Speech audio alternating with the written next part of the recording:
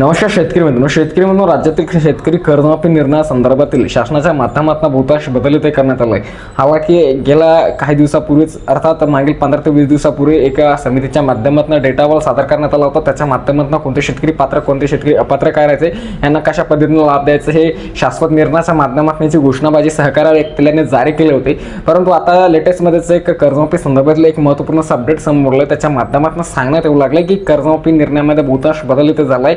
कोणते शेतकरी कर्जमाफीत बसणार, कोणते वगळण्यात येणार आणि कोणत्या शेतकऱ्यांना किती लाखापर्यंतचं कर्ज इथे माफ होणार. कारण की शाश्वत निर्णयामध्ये जे पण काही निर्णय झालेले आहे, जे पण त्यांनी घोषणाबाजी केलेली आहे ते अटल इथे नाही. मित्रांनो, तुम्हाला मी पहिल्यांदा पण बहुतांश व्हिडिओमध्ये सांगितलं होतं की कर्जमाफी निर्णयामध्ये अजून बरेच सारे काही चेंजेस, बरेच सारे काही बदलाव इथे होणार आहे. नेमकं ते बदलाव कोणते झाले ते तुम्हाला इथे सांगणार आहे. त्याचबरोबर एक न्यूज मागील 2-3 दिवसापासून खूप जास्त यूट्यूबवरती आणि एकंदरीत सर्व काही सोशल मीडिया प्लॅटफॉर्मवरती खूप जास्त जे व्हायरल होऊ लागले ती म्हणजे की आता विधान परिषदेच्या निवडणुकामुळे कर्जमाफीला ब्रेक इथे लागलेला आहे.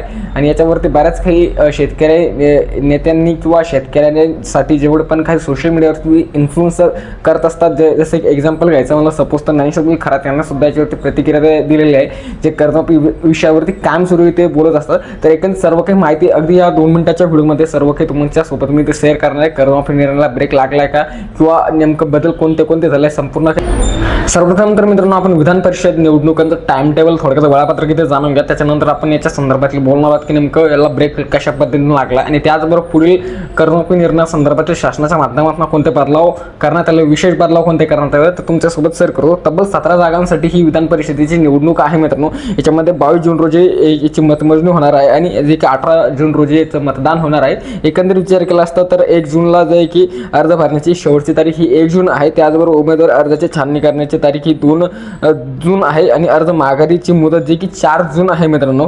त्याचबरोबर मतदान हे तब्बल जे की 17 जागा प्लस इथे हे मतदान इथे होणार आहे मित्रांनो. तर मित्रांनो, हे झालं विधान परिषदेच्या निवडणुकाचं वेळापत्रक. तर याच्यामुळे ब्रेक लागणार का तर तुम्हाला सांगू शकतो 100% कर्जमाफीला ते ब्रेक लागणार आहे. जे कर्जमाफी 30 जून पूर्वी होणार आहे तर याला काही ना काही पुढे ढकलण्यात येणार आहे. आता कशा पद्धतीने लागणार आहे कारण की का असतं मी त्याच्यात विधान परिषदेची निवडणूक आहे. या एकंदरीत मोठी एक निवडणूक आपण याला म्हणू शकतो. जर काही स्थानिक स्वराज्य संस्था किंवा इतर छोट्या मोठ्या निवडणूक असतात तर याला कोणता इफेक्ट इथे पडत नाही. परंतु यावेळेस विधान परिषदेच्या किंवा कोणत्याही निवडणूक ह्या वरील लेवलच्या होत असतात तर याच्यामुळे की मंत्रालयातील कामकाज बंद असतं.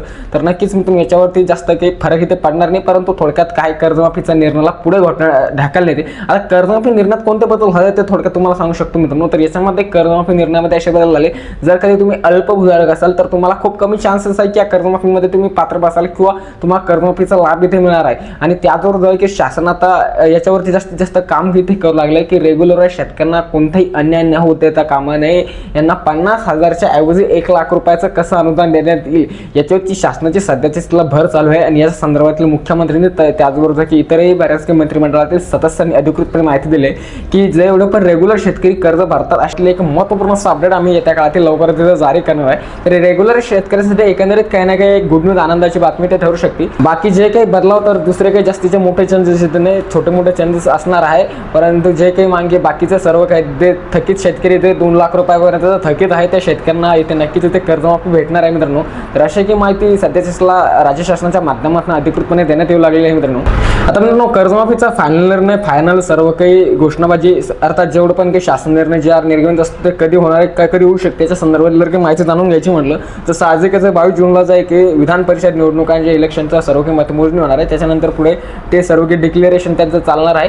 तर नक्कीच शेतकऱ्यांनी जे 30 जून पूर्वी यांनी मोलत दिलेले शेतकऱ्यांना शब्द दिलेला आहे तर 30 जूनपर्यंत तर होईल. परंतु जर कधी मागे पुढे झालं तर नक्कीच जून जुलै ऑगस्टपर्यंत जुलैपर्यंत हे सर्व काही जाऊ शकते. 4 ते 10 जुलैपर्यंत कर्जमाफीचा निर्णय. कारण की असं मी नाही सांगू लागलं, राज्य शासनाच्या माध्यमातून सहकार आलं त्यालाच हा डेटा ही सर्व काही माहिती कर्जमाफी संदर्भातील सांगू लागला. बहुतांश शेतकऱ्यांचे प्रश्न होते नेमकं कर्जमाफी निर्णयाचं काय झालं किंवा कर्जमाफीला ब्रेक लागला असं जे ते लोक म्हणू लागले सोशल मीडियावरती, यांनी गोंधळ केलाय नेमकं काय. तर नक्कीच मित्रांनो, इथे काही ना काही कर्जमाफीला थोडक्यात ब्रेक लागू शकतो. व्हिडिओ माहिती इन्फॉर्मेटिव्ह वाटला असेल तर व्हिडिओ लाईक देखील करू शकता. पुढील असले तुम्हाला व्हिडिओज बघण्यासाठी आपल्या चॅनलला नक्कीच सबस्क्राईब तुम्ही करू शकता. खूप खूप धन्यवाद.